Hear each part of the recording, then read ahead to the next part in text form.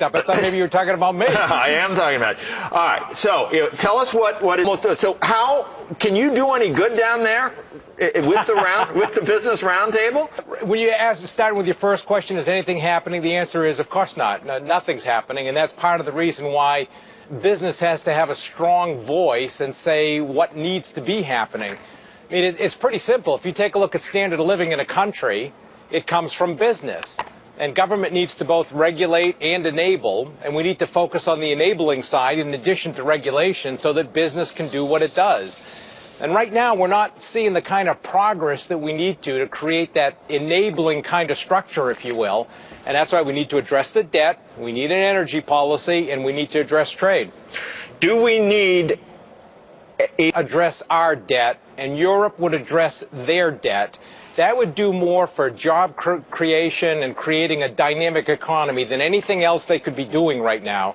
And the discussion about anything else is just kind of a sideshow relative to what has to happen on the debt. And it's spending and tax reform. We disagree on that. And I'm in favor of infrastructure spending, math and science education. That stuff we should be doing. That's part of the enabling that government ought to do. However, we kind of forget that we have to accomplish two seemingly competing things at the same time. You have to enable and you have to regulate. You have to reduce spending in the long term on things that are more like transfer payments. You need to increase spending in the short term to make sure that we don't create the kind of economic problem that we could have. And we need to be able to do both.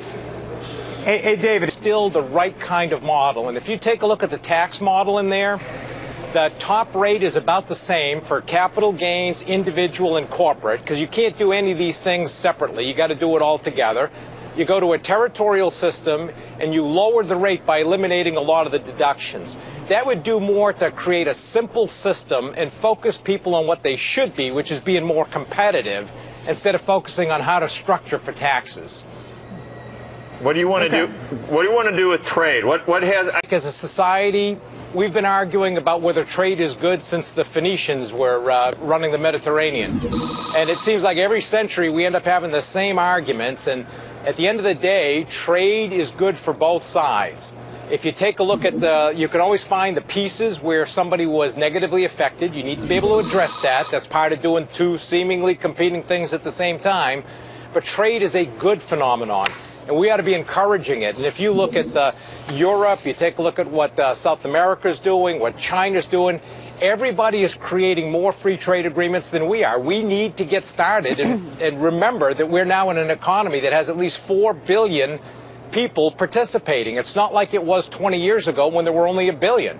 Yeah, but David, while we look at the problems we have here at home. For months, this is not a new phenomenon, and it almost seems like democracies around the world are in gridlock. The U.S., Europe, India, everybody's in gridlock. And there seems to be this brinksmanship that needs to occur before they can make a decision.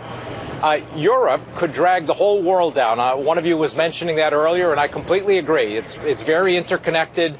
It's all together. In Europe, we've been seeing declines in order rates since the end of last year. China, interestingly, long cycle orders continue to do well. Short cycle, still for us, high single digit. And we were up 20% in the first quarter in China. I think there'll be some loosening that goes on as they get into a leadership transition. So I really don't worry about China as much as a lot of others do. And in the U.S., it's the debt. We've got to address the debt. So you got Romney today.